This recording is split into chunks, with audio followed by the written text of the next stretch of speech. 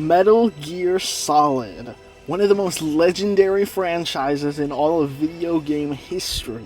Certainly one of my favorite franchises of all time, boasting one of the most complex and cinematic narratives with innovative action espionage gameplay.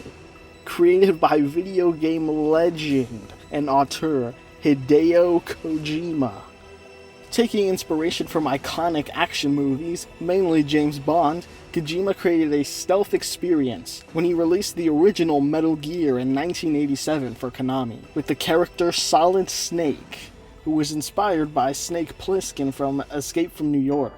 Kojima even wanted Kurt Russell to voice the character in later entries. He of course was not interested. Even the cover art for the original Metal Gear was designed to look like Michael Biehn, who was of course very famous around the time for Terminator and Aliens. After the original game's success, Konami went ahead and created their own sequel titled Snake's Revenge for North American and European release. Kojima, who not had thought of making a sequel until hearing about the game's production, made his own version titled Metal Gear 2 Solid Snake for release in Japan.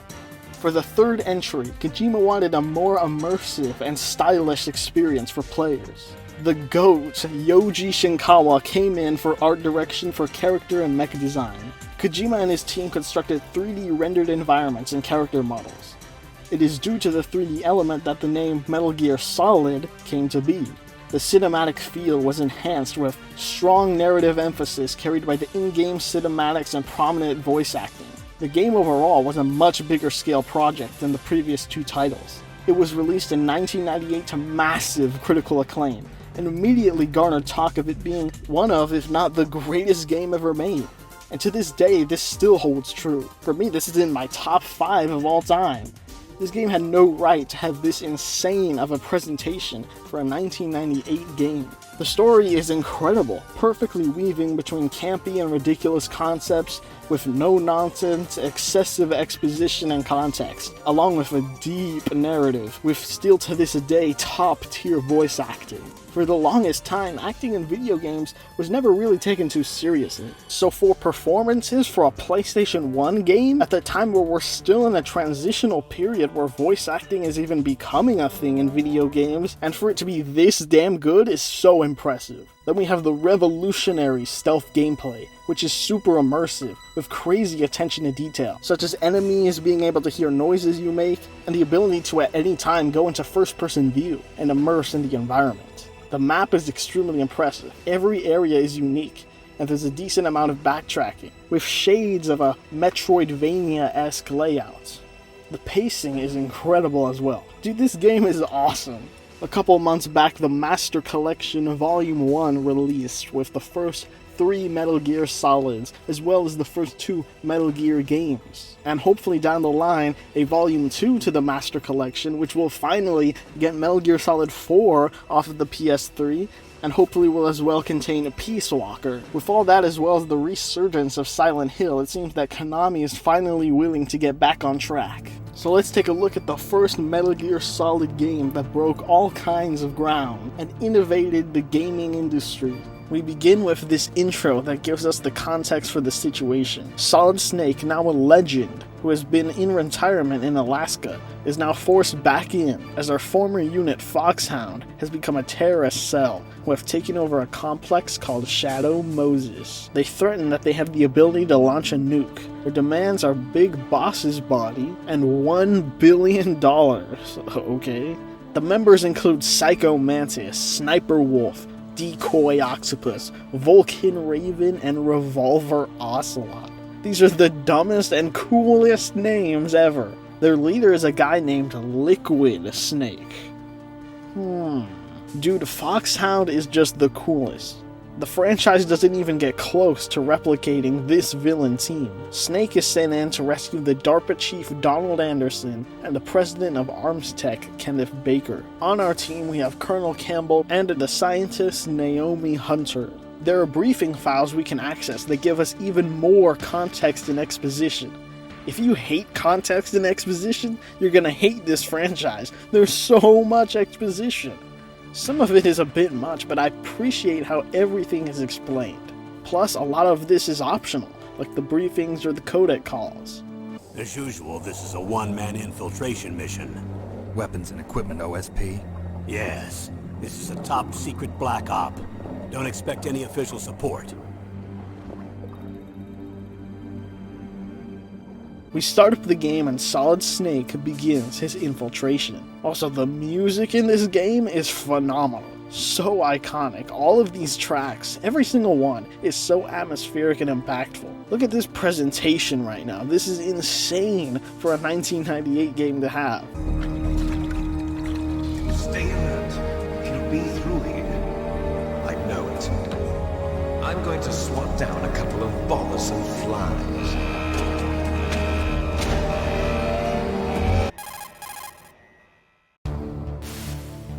This is Snake. Colonel, can you hear me? Loud and clear. What's the situation, Snake? This opening bit is so iconic. We maneuver around the docks as we establish the enemies and their movement patterns. These guys can pick up on noises such as stepping on a puddle. What was that noise? Some guys will fall asleep on the job, some will cough or yawn. It's great. We head to the back and wait for the elevator to arrive and slip in.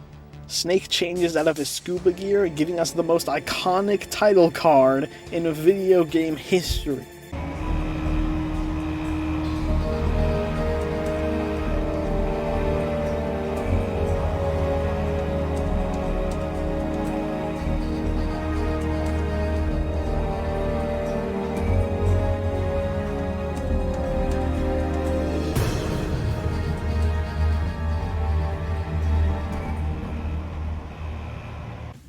It's Snake. I'm in front of the disposal facility. Excellent, Snake. Age hasn't slowed you down one bit. We have a nice long chat with Campbell and Naomi and get introduced to Mei Ling. Nice to meet you, Snake. It's an honor to speak to a living legend like yourself. Who we can call to save the game. Doing so, she will provide us with words of wisdom. Snake, listen to what Lo Ji said. He who knows that enough is enough will always have enough. Just because you see an item doesn't mean that you always have to get it. If you don't really need it, think twice before you stick your neck out. It might not be worth it. You caught, Snake? Be careful, Snake. You caught, Snake? Good luck, Snake. What is it, Snake? Come on, Snake. Don't call me for no reason.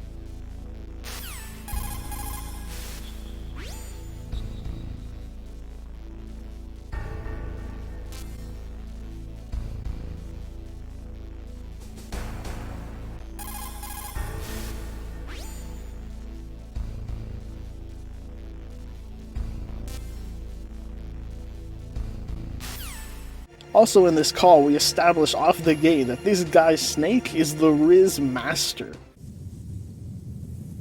What's wrong? Nothing. I just didn't expect a world-class designer of military technology to be so cute. You're just flattering me. No, I'm serious. Well, I know I won't be bored for the next 18 hours. First, I'm strip searched by Dr. Naomi here, and then all my weapons are taken away. Imagine yourself put in that position. Well, if you make it back in one piece, maybe I'll let you do a strip search on me.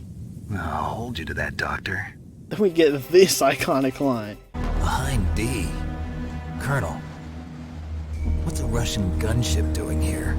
This is a great introductory codec call, as we set the tone and establish the personality of these characters. The codec is an awesome mechanic, and one of the defining things of a Metal Gear game. We can call up the different characters for advice on what to do, or get their reactions to certain stuff. It's all contextual. There's a completely optional character that you don't even need to ever interact with. Nastasha Romanenko. You can call her if you want endless ramblings about nuclear weapons and their history.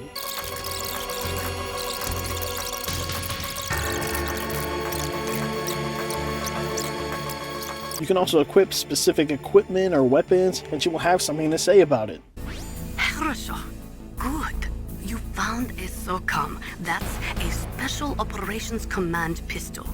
Next thing I want to talk about is the atmosphere, which for a PS1 game, the atmosphere is incredible. I love the cold, isolated feel of the Shadow Moses complex.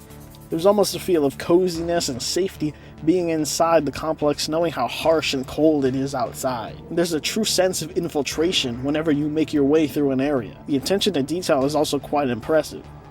The ability to go into first person and to create camera angles when going up against walls, as well as specific camera angles whenever you crouch next to points of interest. It all adds an incredible in-game cinematic feel. The music as well as perfection.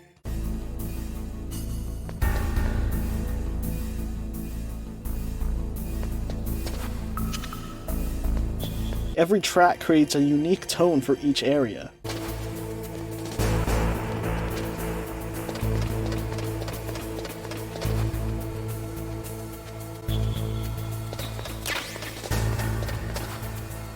Alright, now we have to find a way inside. We find chaff grenades, a very valuable tool that disables electronics, such as Surveillance camera? in this truck we acquire a SOCOM pistol. We sneak our way into one of the two vents to make our way inside. We find a ration, which is what we'll be using to heal.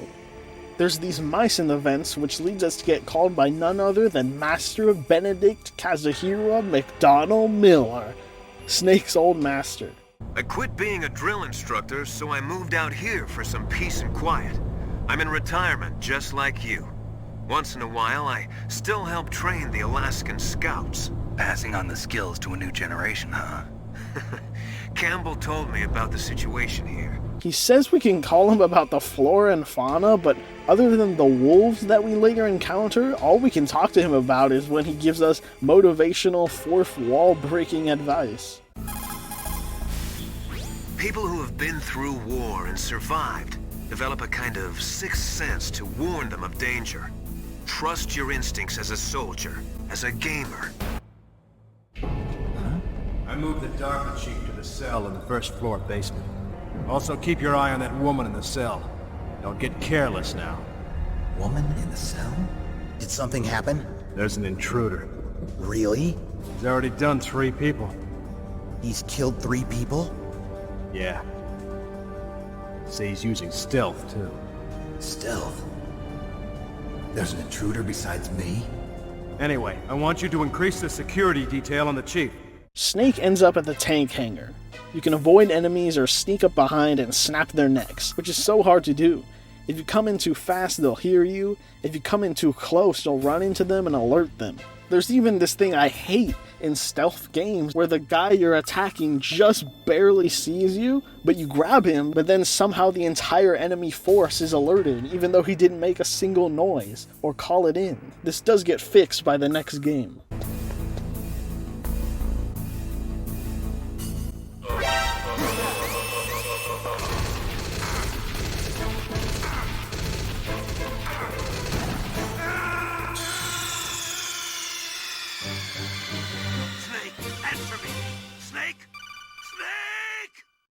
But yeah, you have to be so close and perfectly aligned to get the grab to work.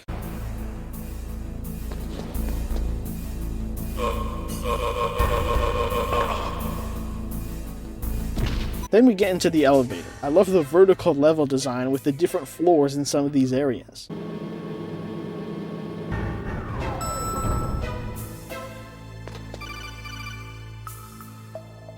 On the first floor basement, we find a prison block. We enter the vents, and we see a soldier taking a dump. The enemies in general feel very human.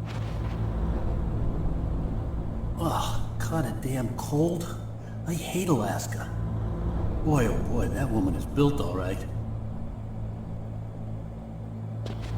I love all these Easter eggs and details that we can find as we're going through the complex. It makes the environment feel lived in. We can see this woman in a cell. Is that a woman? Fun fact, if you exit and re-enter the vent, what she does changes, as well as what she wears, or doesn't wear. Next to her cell, we see our guy Donald Anderson, the DARPA chief. This is the scene where this game unveils its massive amount of exposition. Jesus. We get a lot here. Basically, there's this war mech that can shoot nukes. A nuclear-equipped walking battle tank. Metal Gear. Oh, so that's why it's called Metal Gear. You knew? Metal Gear is one of the most secret black projects. How did you know that? We've had a couple of run-ins in the past. The terrorists need the password from Anderson and Baker to launch. They already have. Hey! Shut up in there, will ya?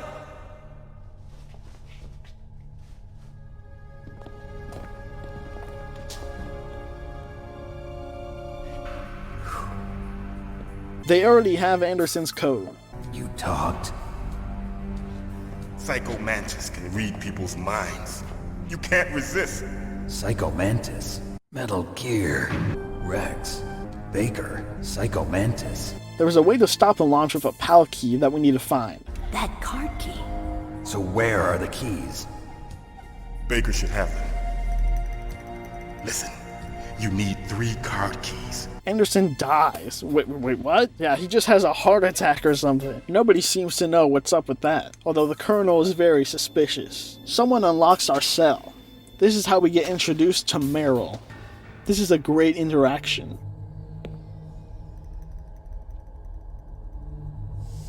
Don't move! Is this the first time you ever pointed a gun at a person? Your hands are shaking. Can you shoot me, rookie? Careful. I'm no rookie. Liar. That nervous glance. That scared look in your eyes. They're rookie's eyes if I ever saw them. You've never shot a person, am I right? You talk too much. You haven't even taken the safety off, rookie. I told you I'm no rookie! You're not one of them, are you? Open that door. You've got a card, don't you? Why? So we can get the hell out of here! Looks like we'll be a little delayed. What are you doing? Don't think! Shoot!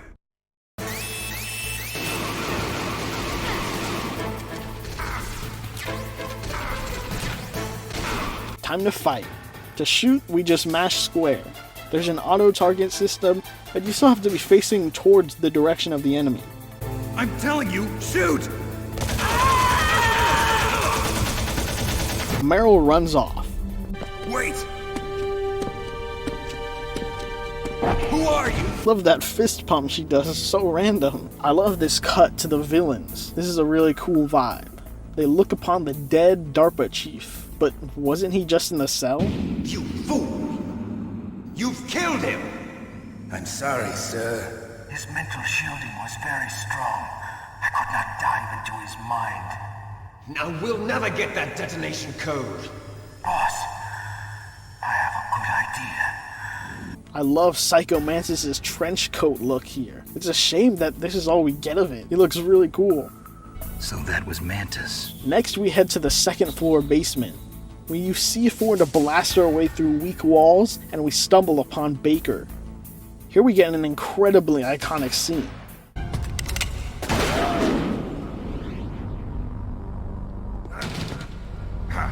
Right. Touch that wire, and the C4 will blow up along with the old man. So you're the one that the boss keeps talking about. And you? Special Operations Foxhound. Revolver Ocelot.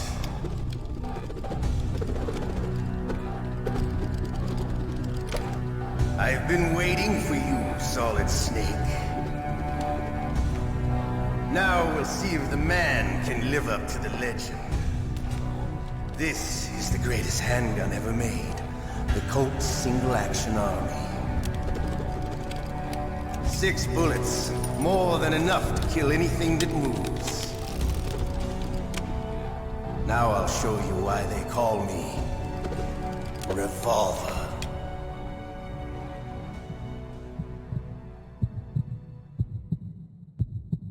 Draw!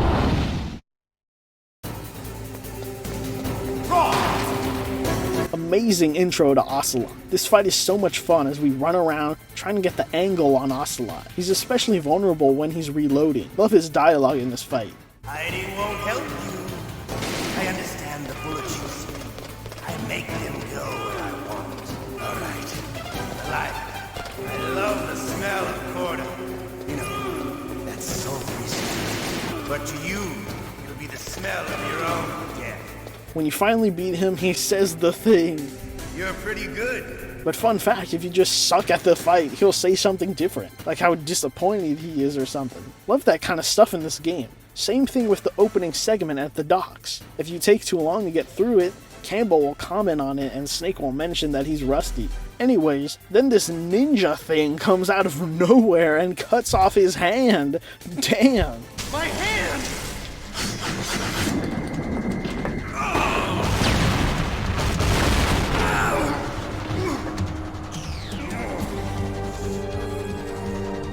Stealth camouflage. Can't you even die right? You were lucky. We'll meet again! We'll meet again, Spider-Man! Who are you? I like you. I have no name. The ninja rages off and we head over to Baker. He reveals his code has also been taken, and we get even more exposition. Basically, we need to find the chief engineer, Hal Emmerich, and get in contact with Campbell's niece, Meryl, who is on site, the girl we were with earlier. Her codec is... Oh, yeah. Let me tell you, it's...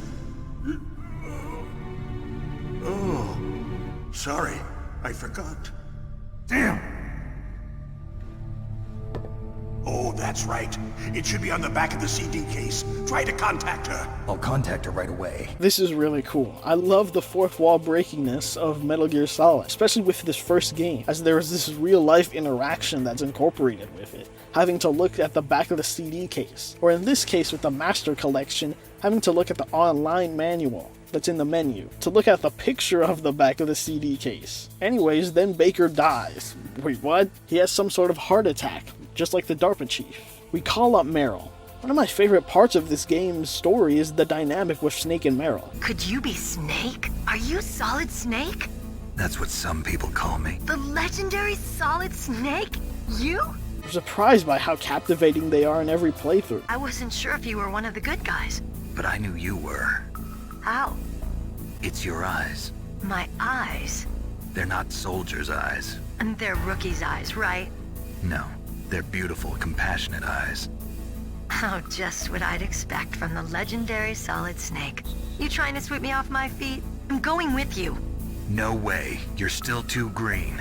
You pause for just 1 second in front of your enemy and it's all over. I don't know what happened. I just couldn't pull the trigger right away. I never had any problems in training. But when I thought about my bullets tearing through those soldiers' bodies, I hesitated. Shooting at targets and shooting at living, breathing people are different. Ever since I was a little girl, I always dreamed about being a soldier. In a war, all of mankind's worst emotions, worst traits come out. It's easy to forget what a sin is in the middle of a battlefield. But this isn't a war. It's a terrorist action. You're just a little jumpy from the combat high. Okay, let me try to say this another way. Stay the hell out of my way. You're a real bastard. Just like my uncle said. Huh, I told you. The real me is no match for the legend. It looks like you were right. Okay, Snake. I'll be a good girl. We'll link up after I grab the doctor. We head back to the tank hangar and wait for Meryl to open the door. In the meantime, we can use our newly acquired keycard to get some items. As we get a higher keycard level, we can open different doors, sometimes backtracking to get special items. Here we can find a suppressor for the SOCOM, making stuff so much easier by not having to risk the neck snap to stealth kill. Most importantly though, here we find a cardboard box. A cardboard box. A cardboard box, huh? Just like Zanzibar. It saved my skin more than a few times in outer heaven, too. Getting the maximum use out of ordinary on-hand objects is the first principle of survival. It's especially important in covert operations. I haven't forgotten what you taught me. A cardboard box? I heard stories from my uncle, but I always thought he was pulling my leg. I've got no comment. What have you got there? A cardboard box? Yeah, remember that trick? That's the Snake I remember. Those poor fools won't know what hit them.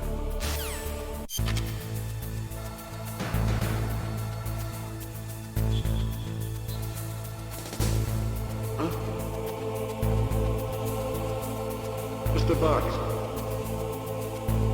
The box is not only our greatest stealth tool, but also we can use it to fast travel around the map by hopping into trucks with it.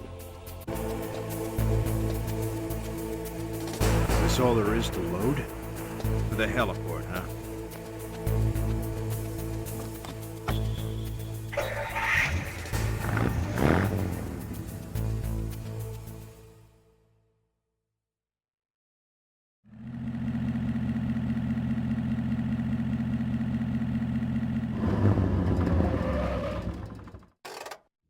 I don't really use that mechanic too much because it honestly feels faster to just run through the environment. Why would you want to fast travel all the way to the helipad where you have to crawl through vents to get to the tank hangar? Also, you get to pick up rations when you just run through the environment. Anyways, the door opens and now we have to navigate this laser room using thermal goggles that you can find. If you don't have them, fear not, for those cigarettes finally come in handy and you'll be able to see the lasers. We arrive to the snowfield.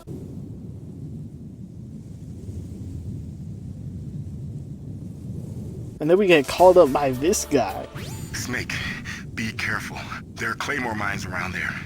Use a mine detector. Who are you? Just call me Deep Throat. Deep Throat? The informant from the Watergate scandal? Never mind about that. You're not using burst transmission. Are you nearby? Listen, there's a tank in front of your position waiting to ambush you. Who are you anyway? One of your fans. He's now added to our codec list, but don't bother calling him because he'll never answer. We make our way through the field and then Vulcan Raven shows up. Snakes don't belong in Alaska. I will not let you pass. Dude sounds like Arnold Schwarzenegger. Raven is definitely my least favorite of the Foxhound members. His design and spiritual connection is cool, but his backstory, dialogue, and personality aren't very interesting.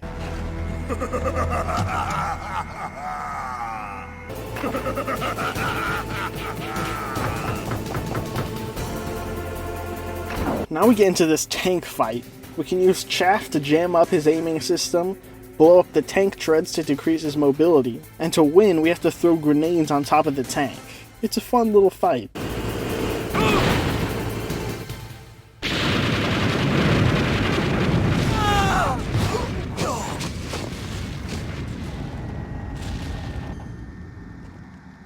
In the language of the Sioux people, Sioux means snake. Our next area is the nuclear weapon storage. They mix things up here a little, as we are not allowed to shoot in this area, which doesn't really matter at all because I tend to not use my weapons at all.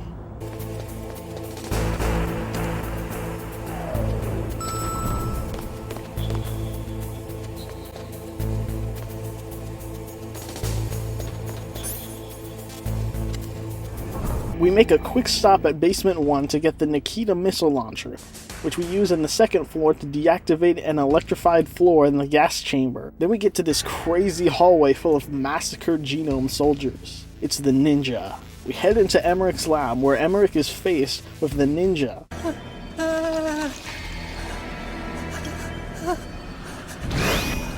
Stealth camouflage? Who are you? Where is my friend? Snake comes in and the cyborg ninja challenges us to a fight. A fight to the death with you. Only in that can my soul find respite. Now, make me feel it. Make me feel alive again. Bruh. Using just our fists, we earn the ninja's respect as he puts away his sword for an even match. Good. Now we can fight as warriors. Hand to hand. It is the basis of all combat. Only a fool trusts his life to a weapon. This is my favorite fight in the game. It's so much fun learning the ninja's moves and where your opportunities to attack are.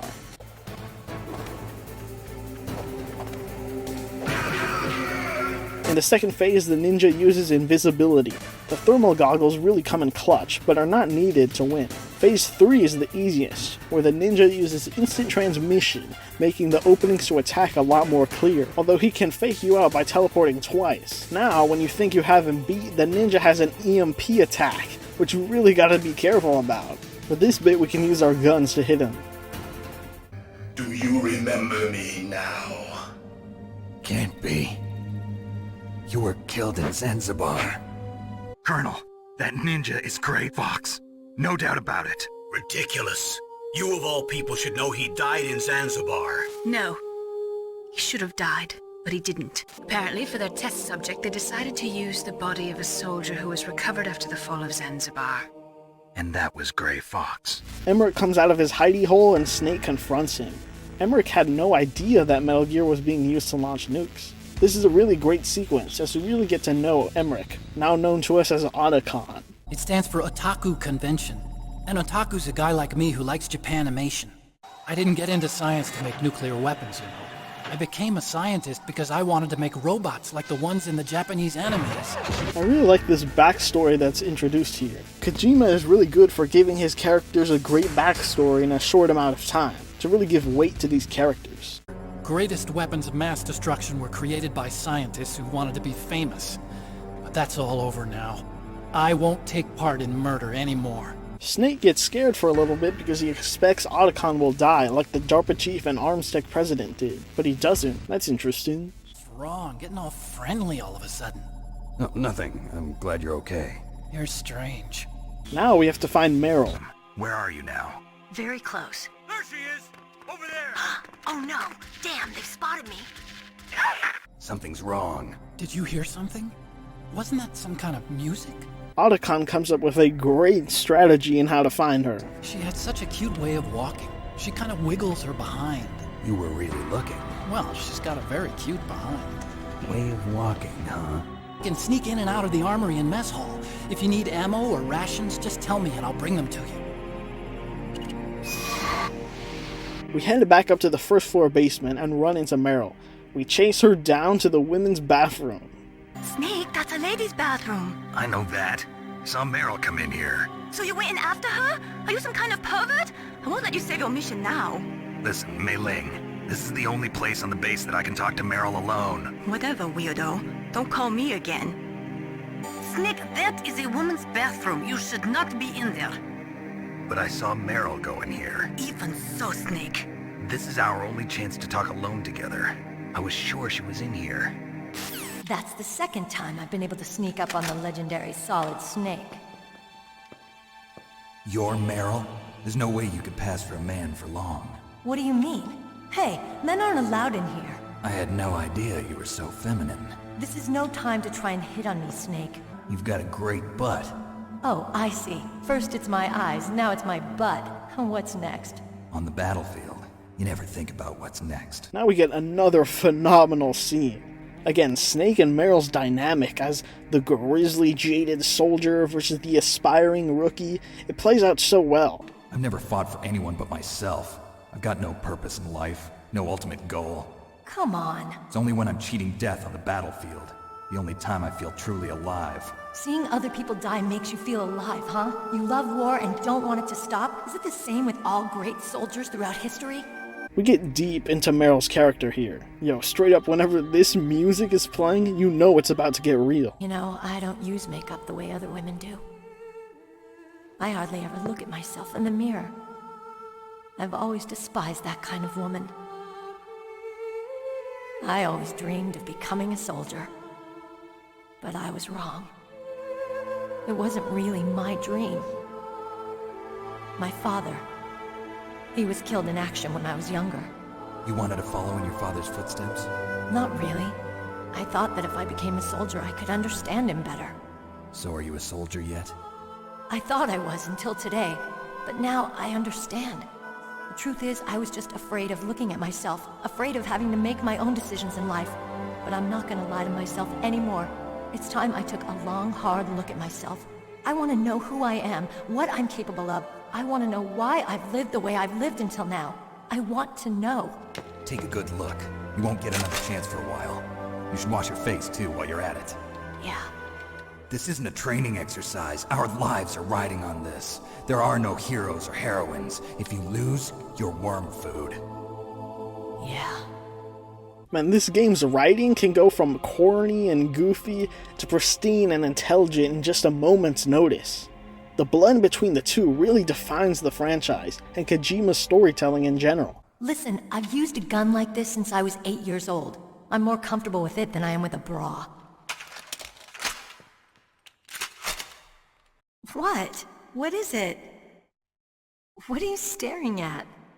Come on, Snake. Don't stare at me like that. What are you doing? We've got to get a move on. It's time. As we make our way through the facility, we see some creepy stuff go down. Meryl starts bugging out. Are you okay? What happened? I'm fine. Come on, Mr. Foxhound. The commander is waiting. And what's cool here is that if we go into first-person perspective, we see things from her POV. Then Psycho Mantis reveals himself. What a cool villain he is.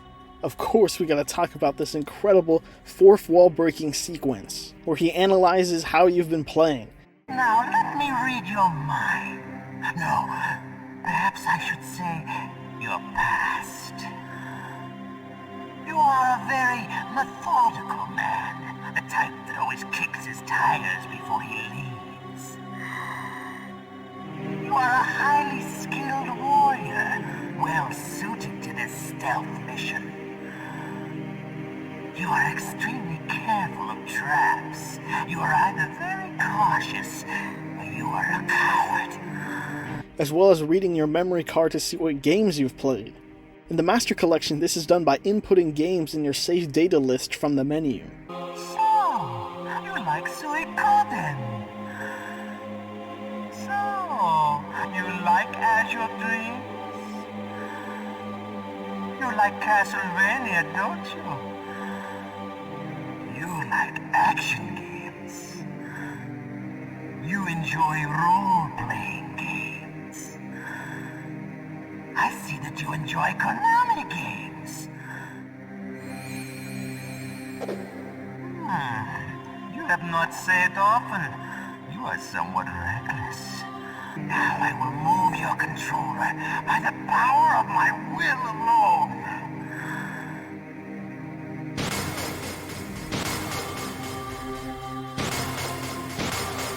What do you think now? Can you feel my power now? The demonstration is over.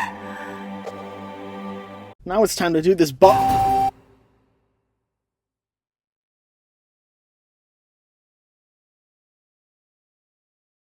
At first, we can't seem to hit him until we switch controller ports. This is incredible. Man, why don't more games have this kind of real-world interaction? Anyways, now that we've switched controller ports, we have a fair chance. This fight is pretty easy. Mantis will be launching stuff at us and disappearing and reappearing. But it's made easy with the thermal goggles, as you can track where he goes.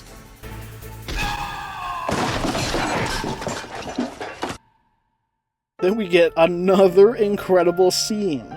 On paper, the idea of this villain just randomly telling his life story as he dies is lame, but in execution, it's legendary and really works here. It's surprisingly compelling. You're the same as us. We have no past, no future. We live in the moment. That's our only purpose. Humans weren't designed to bring each other happiness.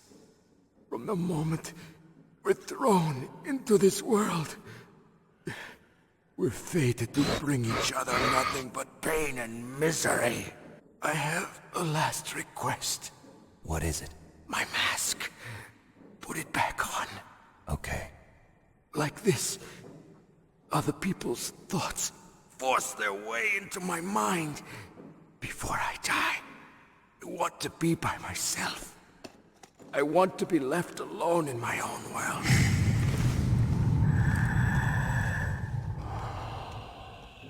I'll open the door for you. If you want to find your future, go through that door.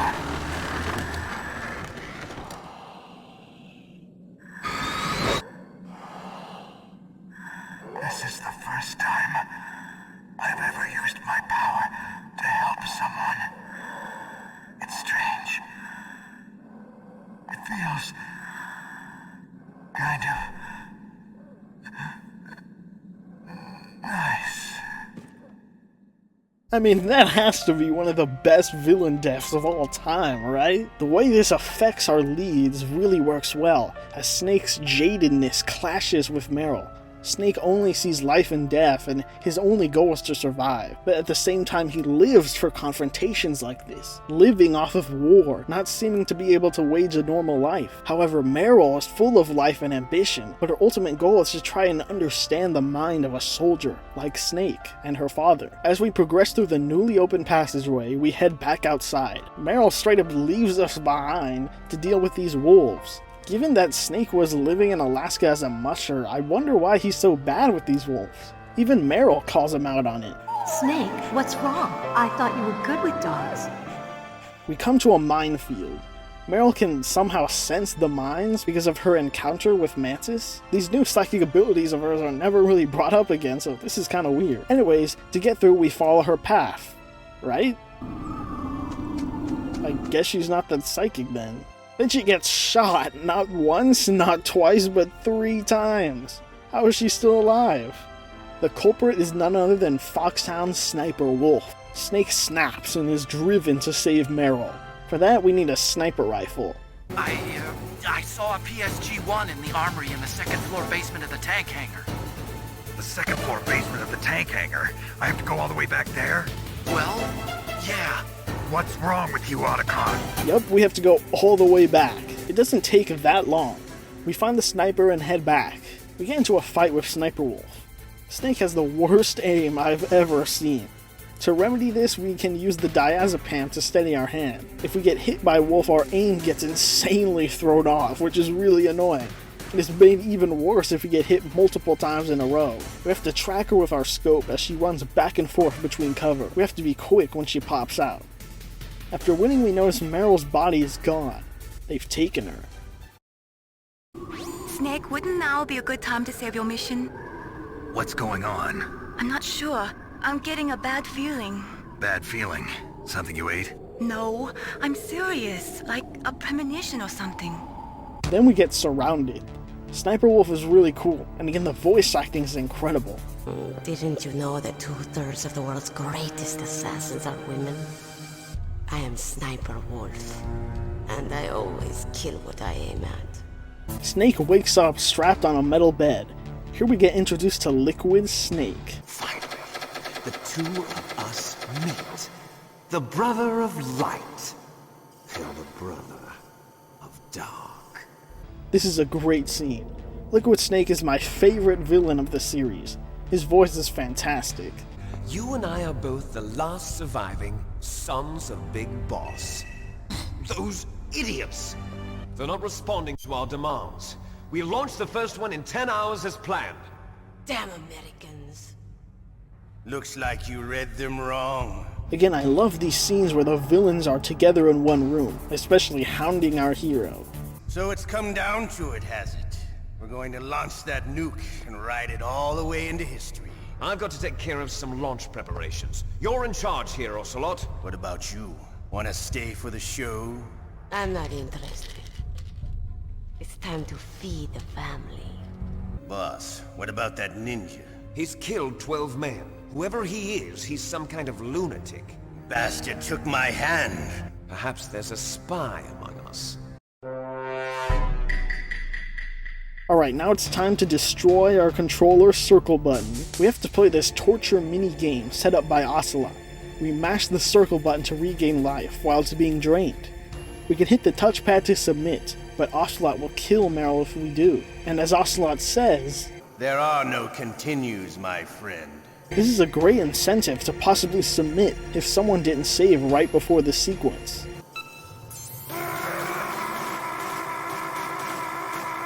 Not fear. Fear is the mind killer. Fear is the little death that brings total obliteration. I will face my fear. The pain! You're the boss's brother, all right. The Les Enfants Terribles project was not a total failure. For now, we make it through the torture. We are locked up, and we get this great call with Naomi, where we get some of her backstory as well as some of Snake's. There was a man who said he was my father. Where is he? Dead. By my own hand. Big Boss. What? Big Boss? I had no idea. And you were able to kill him? Knowing that? Yep. That's the trauma that Mantis was talking about. I didn't have a real family either. Just a big brother who put me through school. We weren't even blood related, and he was much older than me. Where is he? He's dead. Snake, is there a woman in your life? After you've been through as many wars as me, it's hard to trust anyone. Friends? Frank Yeager. What? Gray Fox. Didn't you try to kill each other? It was nothing personal. We were just professionals on opposite sides, that's all. And you still call yourself friends? Hard to believe. War is no reason to end a friendship. It still blows my mind that a game at this time had such introspection and depth with its characters. It's time for round 2. Ocelot reminisces about his time in the Phantom Pain. I fought wars in Afghanistan, Mozambique, Eritrea, and Chad. Among the Mujahideen guerrillas, I was known and feared as Shalashashka. After the torture, he then rambles about Russian politics. We live in a sad age. Imperialism, totalitarianism, perestroika. 20th century Russia has had its share of problems. And reveals he's working with someone in the Russian government to sell Metal Gear. Back to the cell, our guard, who's the same guy from earlier who got knocked out by Meryl, has a case of a bad stomach and rushes off.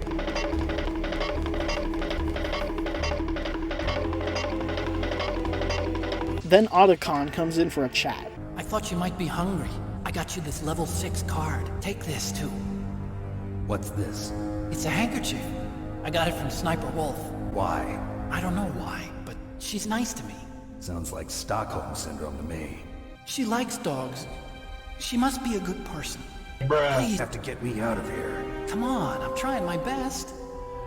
Oh, jeez. He's coming back. See you later. We can use this ketchup he brought to fake our death. Alternatively, we can hide under the bed. Either way, when the guard comes back, he'll open the cell to check what's going on, giving us a chance to escape.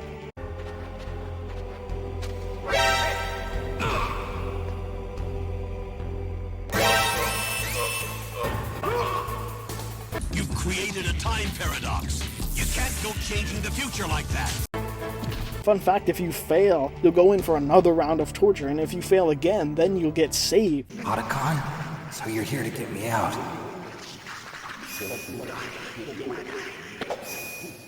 The ninja? Man, that's so cool. We go all the way back to the tower again. With Sniper Wolf's handkerchief that Otacon gave us, the wolves will be chill with us. Into the tower, we get caught. Then we have to run up like 100 flights of stairs, while guys are coming in from both sides non-stop. This part is so ridiculous, I hate it.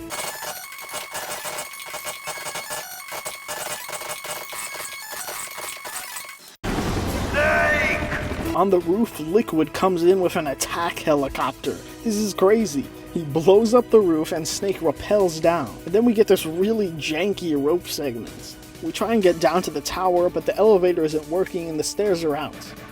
Damn. We run into Otacon. Here we get another iconic segment. I want to ask you, do you think love can bloom, even on a battlefield? Yeah, I do.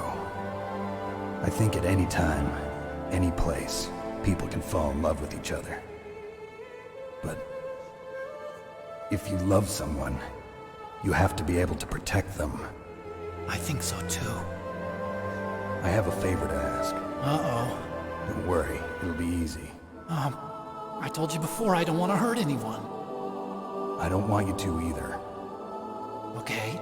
This is a great look into Snake's character, and a part of him that's been buried under the soldier act this whole time. I love the feeling of getting a scene like this while the dread of a huge battle looms. I also really like this line from Otacon here.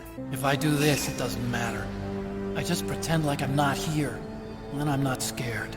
Back up to the roof, we take on Liquid with our newly found Stinger missiles. This is such a fun cat and mouse fight, as Liquid has the clear upper hand. We have to take every split-second opportunity we can get to get a shot off. After winning, we get one of the hardest shots and lines ever.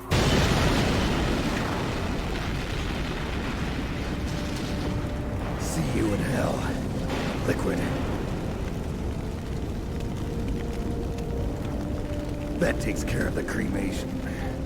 Haven't talked about him yet, but David Hayter is incredible as Snake. He really nails the grizzled soldier act, as well as the introspective moments as well. His Snake is without a doubt one of the most iconic voices of all time. Now we head into this snowfield. This is a really...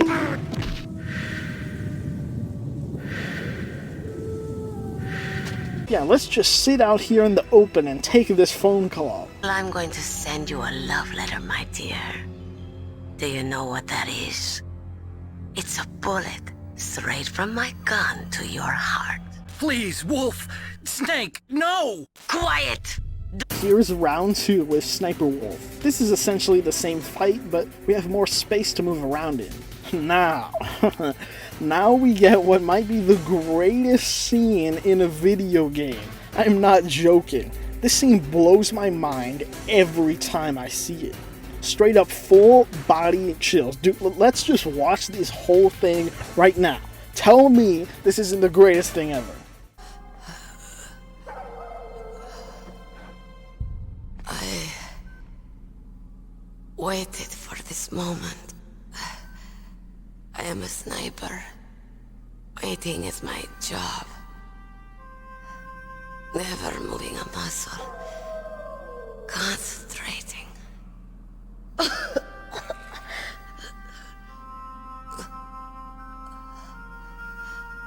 I am long shot. You cannot save me. Please. Just finish me quick. I am a Kurd. I have always dreamed of a peaceful place like this. A Kurd? So that's why you're called Wolf. I was born on the battlefield. Raised on the battlefield. Gunfire, sirens, and screams. They were my lullabies. Hunted like dogs, day after day. Driven from our ragged shelters. That was my life. Each morning I'd wake up and find a few more of my family or friends dead beside me. I'd stare at the morning sun and pray to make it through the day. The governments of the world turned a blind eye to our misery. But then, he appeared. My hero. Saladin. He took me away from all that. Saladin? You mean Big Boss? I became a sniper. Hidden. Watching everything through a rifle's scope. Now I could see war. Not from inside, but from the outside. As an observer. I watched the brutality, the stupidity of mankind through the scope of my rifle. I joined this group of revolutionaries to take my revenge on the world. But I have shamed myself and my people. I am no longer the wolf I was born to be. In the name of vengeance, I sold my body and my soul. Now I am nothing more than a dog. Wolves are noble animals. They're not like dogs. In Yupik, the word for wolf is Keglenek, and the Aleuts revere them as honorable cousins. They call mercenaries like us dogs of war. It's true. We're all for sale at some price or another. But you're different. Untamed. Solitary. You're no dog. You're a wolf. Who are you? Are you Saladin? Wolf, you spared Meryl's life. She was never my real target. I don't kill for sport. Rest easy. You'll die as the proud wolf you are. I finally understand. I wasn't waiting to kill people. I was waiting for someone to kill me. A man like you. You're a hero. Please, set me free.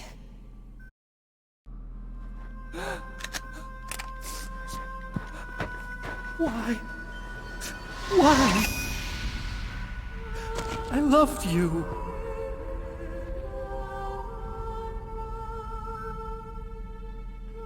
What is it?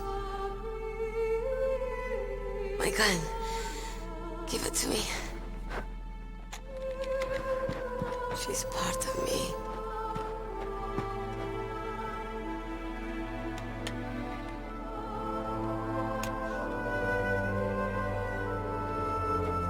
Everyone's here now.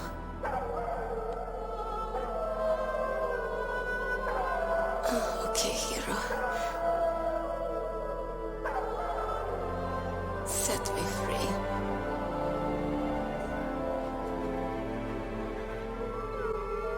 Goodbye.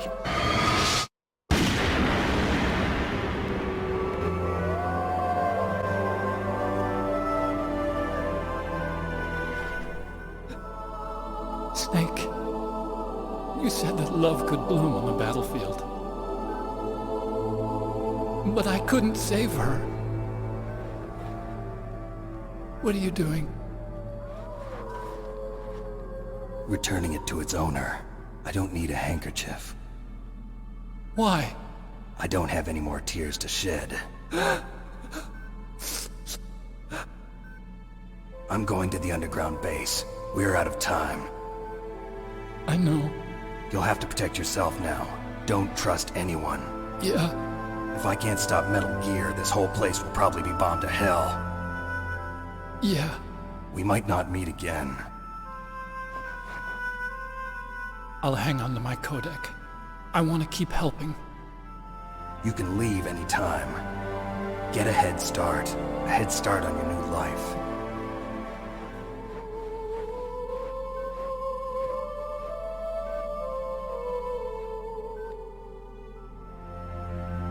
Snake!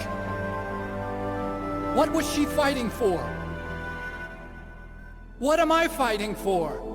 What are you fighting for? If we make it through this, I'll tell you.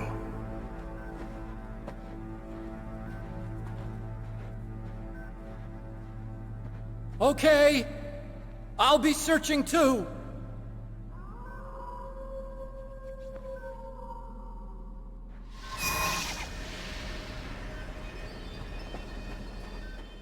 Dude, legendary. The writing is perfection. The way they make you emotionally attached to Sniper Wolf right here at the end through this backstory, which is brilliantly performed by her actress. Snake's respect of his fellow soldier and Otacon's overly emotional response adds so much to this. The wolves, the beautiful scenery, the snowfall, the music. 10 out of 10. I'm telling you, full body chills. That shot of Snake against the darkness there is burned into my subconscious. It's the best shot in the whole series, and one of my favorite shots of all time. This is pure cinema. In a 1998 video game, that is the power of Hideo Kojima. Now we do this cool switch to Disc 2. This brings us to the blast furnace area. Fun fact, you can blow up this crane with Stinger missiles, so you can avoid having to duck under it. Here we can find body armor, which is a big help. Now we descend into the depths of the Shadow Moses complex. We get called up by Miller, who has some info on Naomi. She's not who she seems.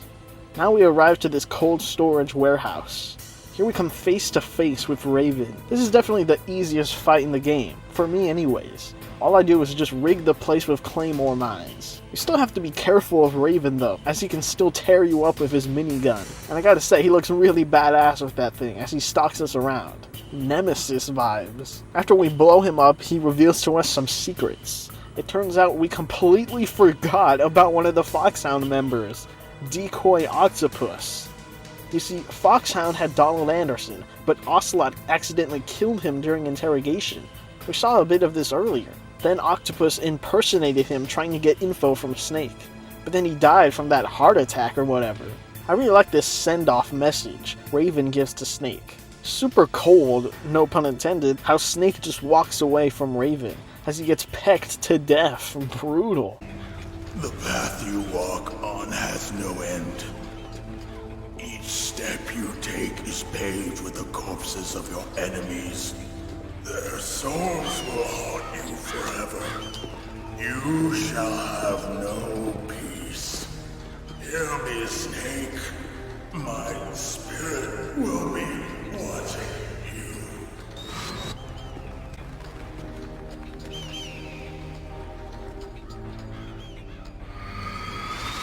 Progressing even further up.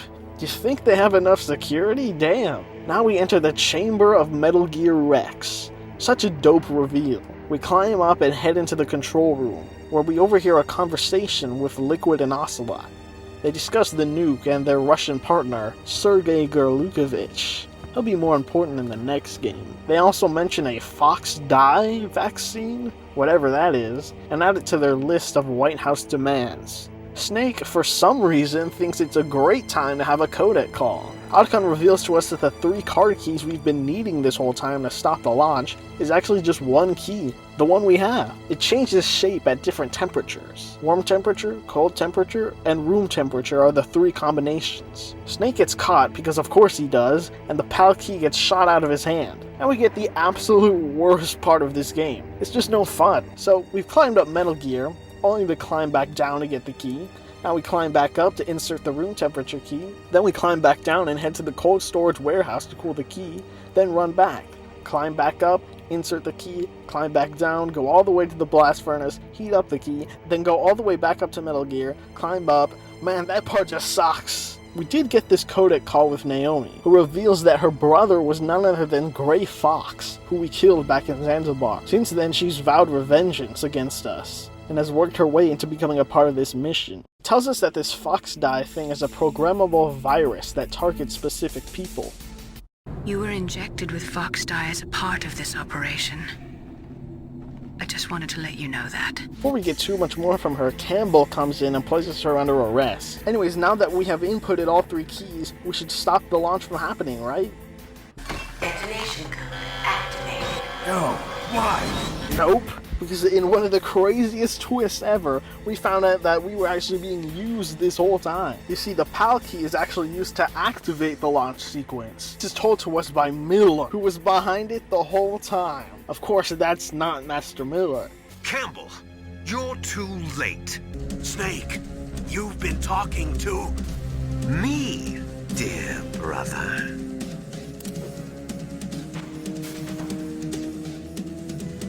Liquid, how the... Miller had been assassinated at his home, and Liquid had been impersonating him this whole time. Man, he should get an Oscar for that performance. He sounds and says things exactly how Miller would. You see, they had killed Anderson, and didn't have his part of the code. So the only way to get the launch to activate was through the PAL key, which Snake provided for them. What a crazy twist! At this point in the game, we didn't know who to trust. Naomi was not who she said she was. Campbell was acting really suspicious. We don't even know who this Deep Throat guy is. We can't even call him anyway. Mei Ling is cool though, but definitely the one that it felt we could trust the most was Miller. But it turns out he was Liquid this whole time, our main villain.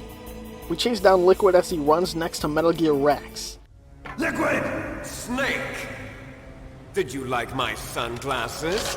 He reveals to us that we are the carrier of the Fox Die virus, used to kill Octopus and Baker, as planned by the government. However, it seems Naomi made unknown alterations to the virus's programming. We get confirmation that they are indeed brothers. Twins. twin snakes. Les enfants terribles. You see, our father, Big Boss, was known as the world's greatest soldier. In an age of genetic experimentation, the project was created to replicate him using his genes. Thus, the brothers were artificially created, Liquid being the guinea pig to extract all the dominant genes to create Solid, leaving Liquid with all the recessive genes, leaving him resentful all his life. Now we're getting deep on cloning and identity and what it means to be human and stuff. Oh, but let's take a break from that real quick for this mech fight. Classic Kojima. This is an epic fight. This is a really tough fight. You really have to learn the perfect range away from Rex to be. You can't be too close because of the annoying laser attack, and you can't be too far because the missiles will hit you. You also have to blind fire a lot, since the window to attack is really short before Rex unleashes an attack. First we have to take down Rex's radome dish in order to force the cockpit to open to expose Liquid. After this first phase, Gray Fox comes out of nowhere for a badass fight against Rex. Gray Fox, the name from long ago. It sounds better than Deep Throat. So it is you. We get a lot here that informs us on Fox's character and his relationship to Naomi. I'm the one who killed her parents, and couldn't bring myself to kill her too. Even now she thinks of me as her brother. Fox. From the outside, we might have seemed like a happy brother and sister, but every time I looked at her, I saw her parents' eyes staring back at me. Tell her for me. Tell her that I was the one who did it. Here's a final present from Deep Throat. I'll stop it from moving. Fox makes an effort to take down Rex. Unfortunately, it doesn't go too well as he loses his arm and gets pinned to a wall. I love this exchange between Fox and Liquid. In the Middle East, we don't hunt foxes, we hunt jackals. Instead of foxhounds, we use royal harriers. Cornered fox is more dangerous than a jackal. The radome is now destroyed, and the cockpit is open, giving us a clear shot to destroy Liquid. However, doing so would also kill Fox. In a brilliantly designed move, we cut to gameplay, but pressing the attack button leads to a refusal to act by Snake. I can't do it. No, I can't do it. It's no good. I can't do it. Our instinct as a player to take advantage of a situation is overridden by the culmination of Snake's character change. Unable to put up a cold, unfeeling front anymore, unwilling to kill his friend, Gray Fox, a fellow soldier who's been put through hell, just as Snake has. One of the only people who Snake feels truly understands him, who respects him not just as a soldier, but as a man. This emotional climax culminates as Fox is smashed to the ground, giving a beautiful farewell to Snake. Snake, we're not tools of the government or anyone else. Fighting was the only thing I was good at. But at least I always fought for what I believed in. Snake, farewell.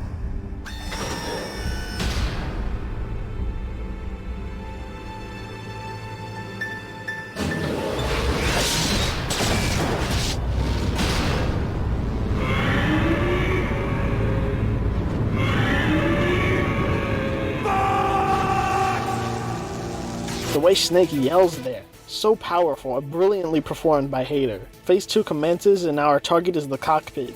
The music especially hits in this part.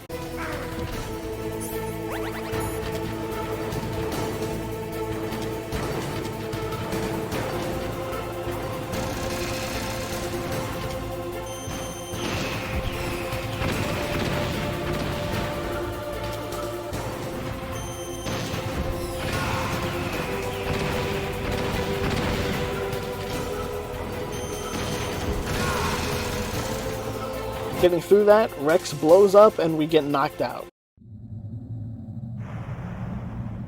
Sleeping late as usual. A snake. We awake tied up by Liquid. The red lighting here is incredible. I can't believe I haven't said this yet, but a remake of this would be insane.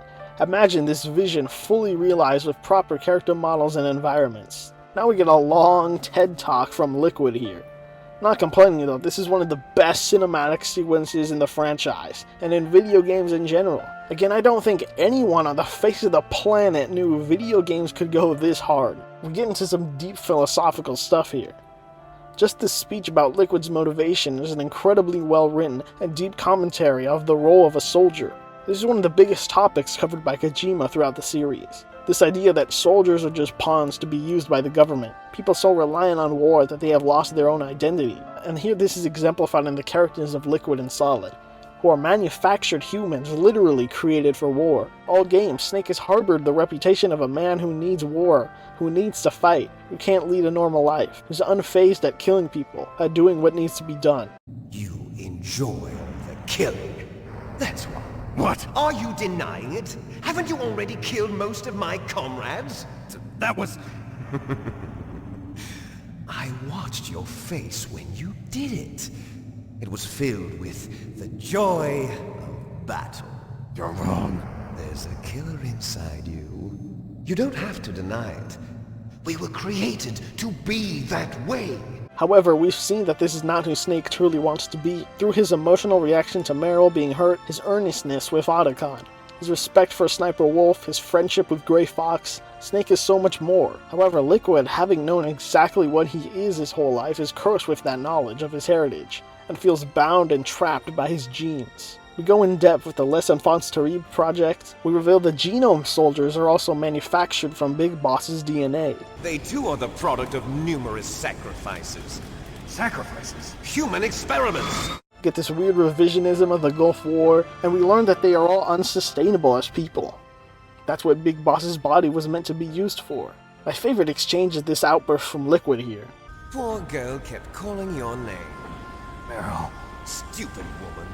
Falling in love with a man who doesn't even have a name. I have a name. No! We have no past, no future, and even if we did, it wouldn't be truly ours.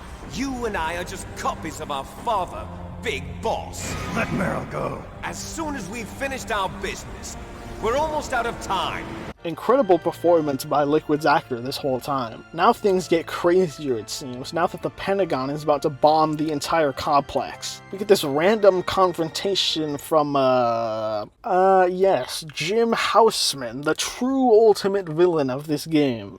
Give me the optic disc. I don't have it. I see. Oh well, that's okay. You can't be allowed to live. Farewell. Anyways, now it's time to face off against Liquid. This is easily the hardest fight in the game. It doesn't help that on the first try you lose 30 extra seconds that you would normally get. It's so hard to read, if you even can, if Liquid is gonna dodge or otherwise not react to all of your attacks. This man does so much damage too. He'll just be chipping away at his health for 30 seconds, and then he'll just equal that damage with one hit. You can slip off the edge and have to climb up. That can happen to him too. You can also throw him, but this doesn't do any damage. Anyways, we make it and he falls to his death. We finally reunite with Meryl. This is a great scene. You saved her, man! Good job! Otacon is gonna stay and try to help us out. It seems Otacon has gone through his own arc and is now more brave than when we first met him. I'm through regretting the past. Life isn't all about loss, you know. Snake, I'm a complete person now. I've found a reason to live. Good. Don't die on me. Same to you. Where's Otacon? Snake gets back his sneaking suit and Meryl changes into Heather Mason. Now it's time for a quick getaway. We steal a Jeep and drive off into the tunnels. Snake is on the turret, and it is a huge help going to first-person mode here. Especially when, out of nowhere, Liquid returns. Not yet, Snake! It's not over yet! We battle it out with him for a bit, but get into a crash as we exit the tunnels. Snake!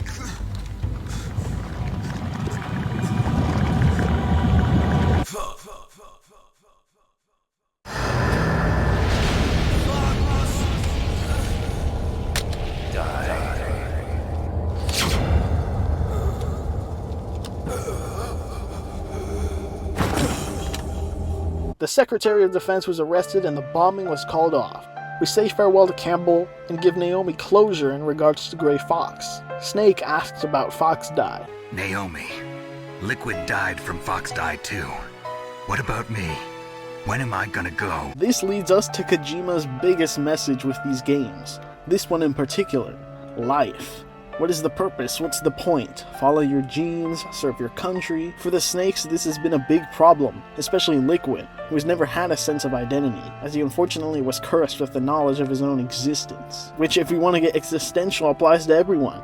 I mean, we're all just here on this rock in space, and all the human race is doing is making its own existence miserable. What are we as an individual supposed to do? With Snake having Fox die, and his genetics in general, he might not have that long to live. But do any of we? None of us know how much time we have, and that's incredibly scary. What do we do with the time we have left? A lot of us feel like we have no control over our own lives, that we have to conform to a system, society, or even fate. And Kojima provides an incredibly deep, well thought out answer. The important thing is that you choose life. And then live. I mean, yeah, that's it. It doesn't really matter what you're destined to do or to have to find some purpose or meaning. What matters is that you're here. You know, it's kind of insane in the grand scheme of things that we actually exist here in the universe. Not just as conscious, self-aware beings, but also having the ability to change, to adapt, to create, to relate, to choose. Choose what we want to do in life, to connect. People can be so alone in their own lives, in their own heads. Kojima exemplifies this point with Snake, someone who's only living for themselves, fulfilling the purpose they were handed to at birth, feeling that's who he is only because he feels that's what he has to be, but now coming to this self-actualization that all he needs to do is just live. He can take the rest from there. Until today, I've lived only for myself. Survival has been the only thing I cared about in my life. That's not just you. That's how everyone is. I only felt truly alive when I was staring death in the face. I don't know. Maybe it's written into my genes. What about now? What do your genes say about your future now? Maybe it's time I live for someone else. Someone else? Yeah. Someone like you. Maybe that's the real way to live. Man, that got deep. That's the power of Kojima. He really loves exploring these topics, especially with this game, Metal Gear Solid 2 with that of Raiden's character choosing who he wants to be, and also Death Stranding with the idea of connecting, uniting, and building bridges. Snake decides to start anew. Hey, it's never too late to do that. And off he goes into the sunrise with Meryl. A beautiful ending. But we all know the actual best ending is where we let Meryl die. The torture will stop as I promised. But I'll take the woman in return. I'll have my fun with her before I kill her. Meryl. I hope you can still look at yourself in the mirror, my friend. Meryl?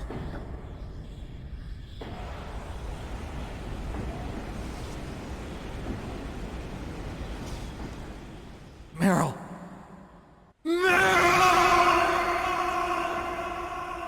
Ada. No.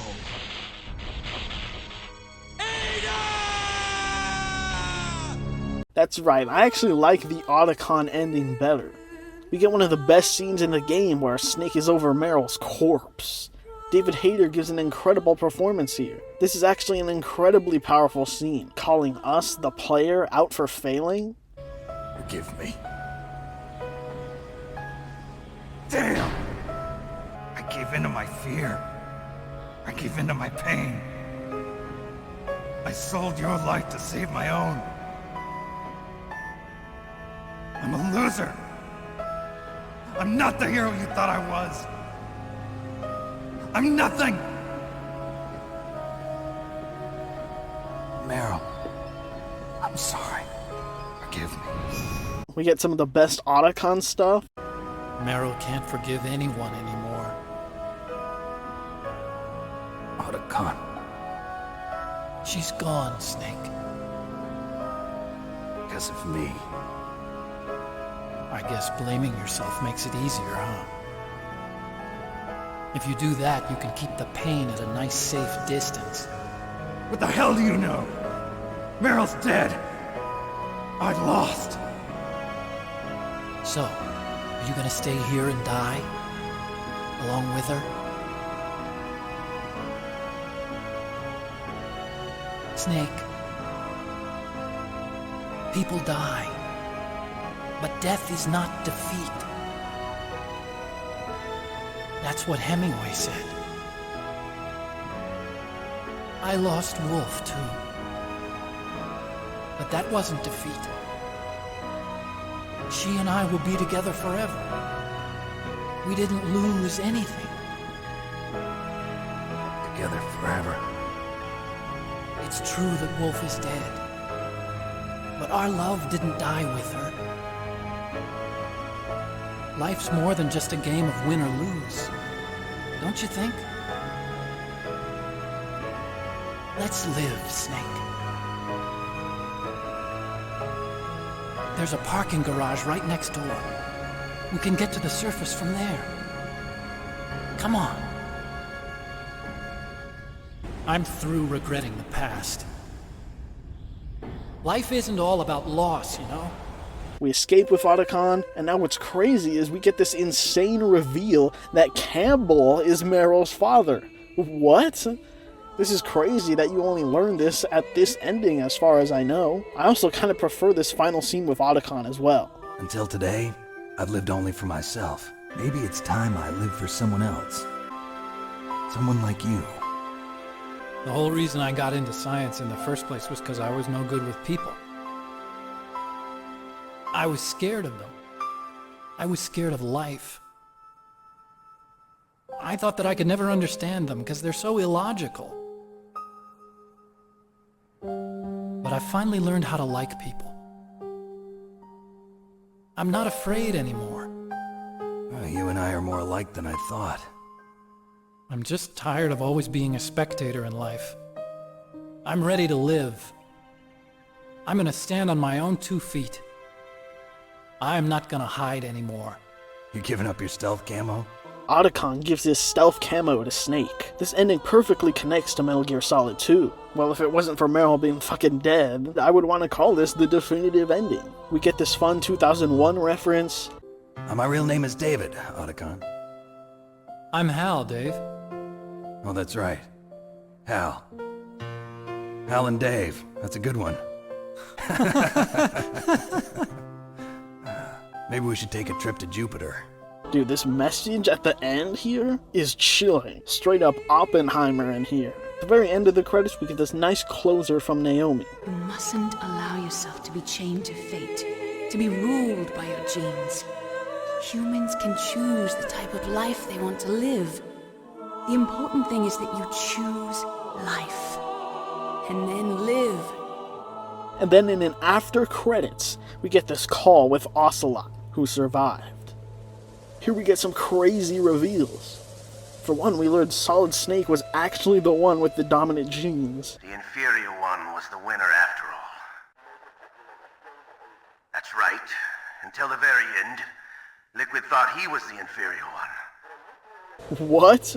Yo, who's the asshole that lied to Child Liquid that he was the weakling? Because that person created a whole villain. Then we learned that Ocelot is chatting up with the third Snake.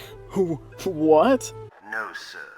No one knows that you were the third one, Solidus.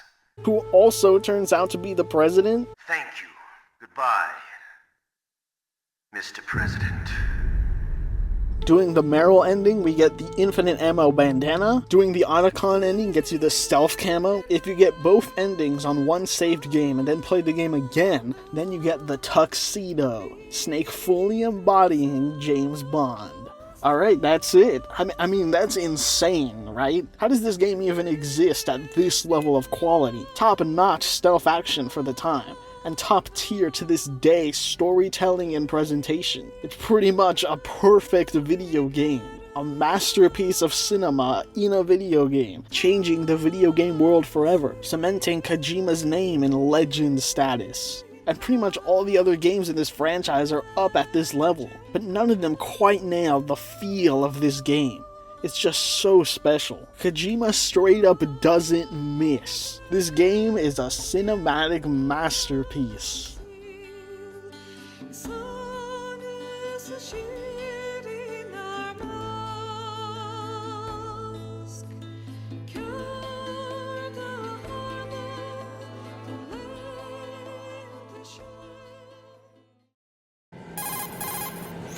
Jack, do you know what day it is tomorrow? April 30th. Is there something special about it? Isn't there?